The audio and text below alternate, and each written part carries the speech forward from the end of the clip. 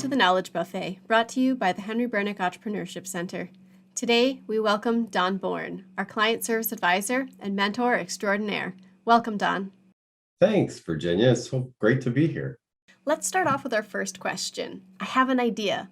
What should I do? Where should I go? And who can help me? That's a really great question. I get asked this all the time. Entrepreneurs are idea generators. They're problem solvers. They see something or experience something and they go, geez, I could do that better. I should start a business. And then they don't know where to go. Well, there are so many great organizations in every region. It's called the ecosystem or the entrepreneurial ecosystem. I work for a couple of them, one being the Bernick Entrepreneurship Center, doing the Knowledge Buffet, also small business enterprise centers, economic development centers, regional innovation centers. They're everywhere.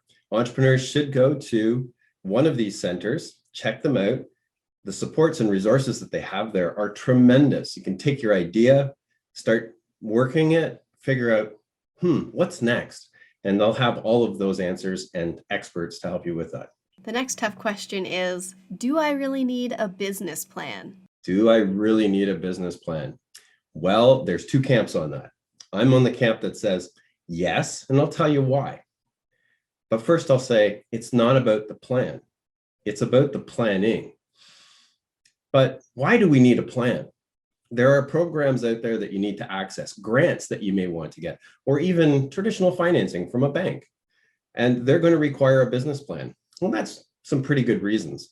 But I find that an entrepreneur that creates a plan, it helps them focus on the idea. It tells who they are, what they're doing, to whom they're doing it, where they're going to go, how they're going to get there. These are really important aspects because when you're an entrepreneur, you're wearing a whole lot of hats. You're doing a lot of things. You get busy being busy. And the plan helps you focus on the most important things and identify some of those problem areas and opportunities. How do I register my business and who do I register it with? Really great question. To register your business, there's two parts. Within the province of Ontario, you go to serviceontario.ca and you fill in the information. But I always suggest that you do a name search to make sure that the name that you've chosen for your business hasn't been used somewhere. Even if you go onto Google and search, that name may be used, but that business or person may not have an online presence just yet.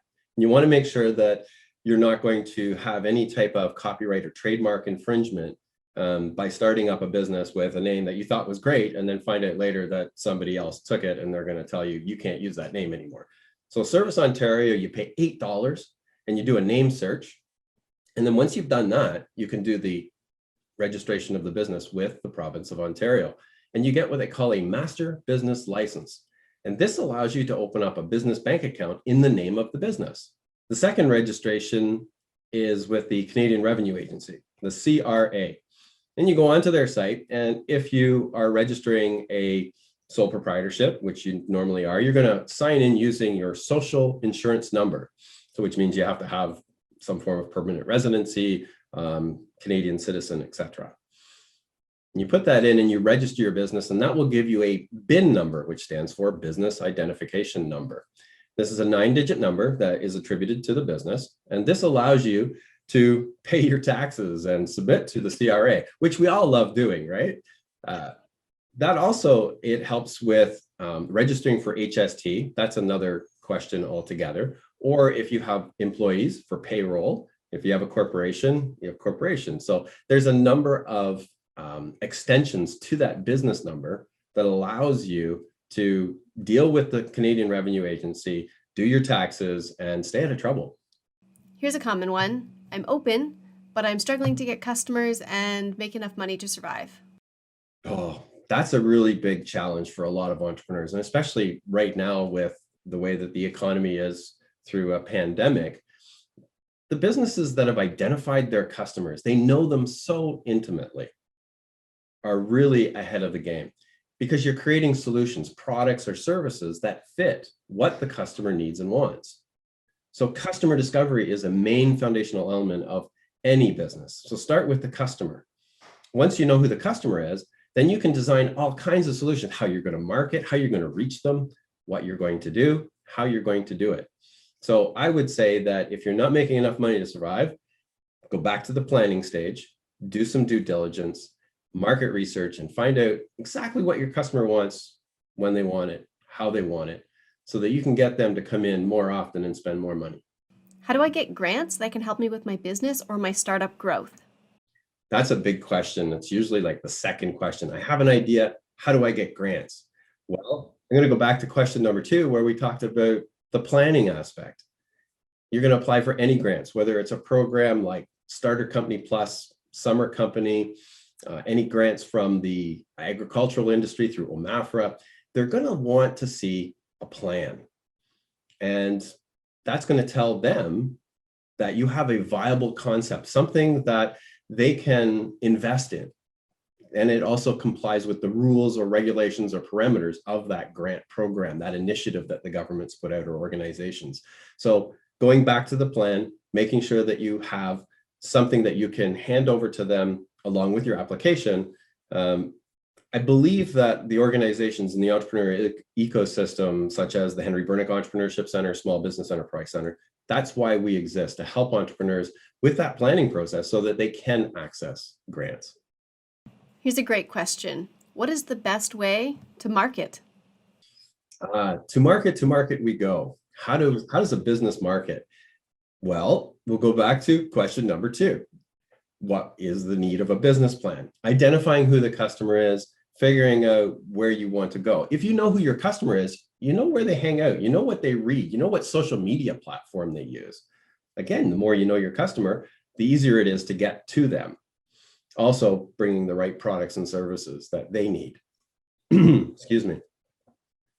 What's the best way to market? You're going to be pulled in so many different directions as an entrepreneur. You're going to say you need to have an Instagram account. You need to be online. You need to have a website. It's different for each business depending on service or product, what stage the business is at. There is a baseline that you need to be able to talk to your customers with the right message. I call it the 3-legged stool.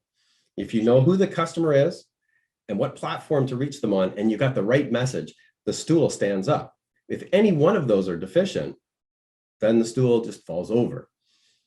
So to market, the best way for a business is to come up with a really good marketing plan using the resources that we talked about in the ecosystem, talking to other businesses that have done different work and see what's different marketing concepts, see what works for them, looking at your competition and figuring out how are they marketing themselves, because they wouldn't be doing it if it wasn't working or there wasn't a return on investment. So by looking at how they market themselves, how they advertise, that's a point of contact too.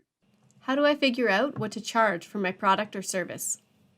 Ooh, that's a really good question. I get asked that a lot. It really, service-based industries struggle with this a lot, whether they're helping a consultant or an artist that's trying to figure out how much to charge for their product. It is a big challenge.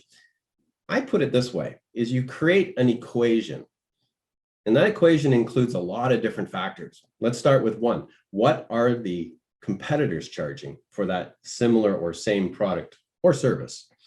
So that will give you an indication of what the market will bear in that region, in that area, as well as figuring out your costs of doing business. So if you've got a lot of overhead, you've got to cover those costs, rent and insurance and such. That being said, at the end of the day, you have to make net profit. You have to make money to be able to feed yourself, to pay your own rent, to live. So all of those aspects get baked into that equation on how to price. There's a lot more to it, and Henry Bernick Entrepreneurship Center definitely works with entrepreneurs to help figure that out. It's a challenging one. It takes a bit of time. Here's one we hear a lot. I'm so busy. I have no time. I'm stressed. How do I manage all the hats that I'm supposed to wear? Yeah. Entrepreneurs wear a lot of hats. Last count that I had was just over 80 hats, all the different things I had to do. But I'll break it down into 3 main hats that an entrepreneur wears. One's the visionary, the idea generator. Where am I going to take my business? That one takes up about 15% of your brain space, your time. The other one is the technician. That's the stuff that's like billable hours. That's the thing that you're really good at. the mechanic fixing cars, the accountant doing the books, that stuff that you get paid for. And that takes up about 15% of the time, which is kind of odd. Most people don't realize that. The big part that takes up all your time is the management of your business. It's massive. And so that's doing the books, accounts receivable, accounts payable, going out and getting customers, paying all there's a lot going on, and you get really busy, and sometimes you forget to do something, and then you're in crisis mode. And we don't want to be there. At least we don't want to be there very often. It will happen because we get busy. So the best way to do that is start to do time management planning. Look at different tools that you can use. I have a few that I use for entrepreneurs, and it just gets you in a spot where you can earmark different pieces of time through the day that will help you achieve a successful, effective, and efficient, profitable business. Time management is a huge piece for entrepreneurs. We've spoken about a few of these earlier, but I've heard about some places that can help me build my business. Where are they, and who do I need to speak with? There are a plethora of programs, organizations that can help you with starting, building, growing your business.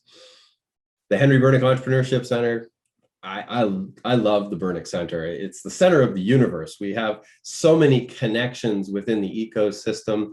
If you came to us first, we could put you in contact with the other organizations. And that being said, it's a two-way street. The other organizations also send clients to us as well. We work very well together. So the Small Business Enterprise Center, the Center for Economic Development, the Sandbox here in Barrie, which is an amazing organization that entrepreneurs go to, and they help get those entrepreneurs those different resources. The programs that are out there, I mentioned a couple early, Starter Company Plus. It's a great program if you're starting or growing your business. It'll give up to $5,000 in grant funding, support for 6 months, and mentorship. And it's usually delivered through the Small Business Enterprise Center. And for our final question, do I really need a cash flow? Oh, do you need a cash flow? I call financial documents, cash flows, anxiety documents. Entrepreneurs look at them and they stop breathing. We need to breathe. We need to give oxygen to our noodle. Cash flows are the pulse of your business. It's the money coming in and going out. And if you don't know what's coming in and going out, you could put yourself in a pretty dangerous situation. And a lot of businesses don't realize that their financials aren't what they are until they go to the end of the year to the accountant. And the accountant says, well, this is the status of your business. And they go, oh, I was so busy. How come I didn't make any money? I hear that a lot. So having a cash flow and figuring out how to use it is really, really important. It is a strategic tool that helps you identify opportunities and areas through the year to stay profitable, to stay on mark. Don, thank you so much for joining me today on the Knowledge Buffet. I'm so glad to be a part of this. We are going to take these little nuggets of knowledge a la carte, and we'll see you next time.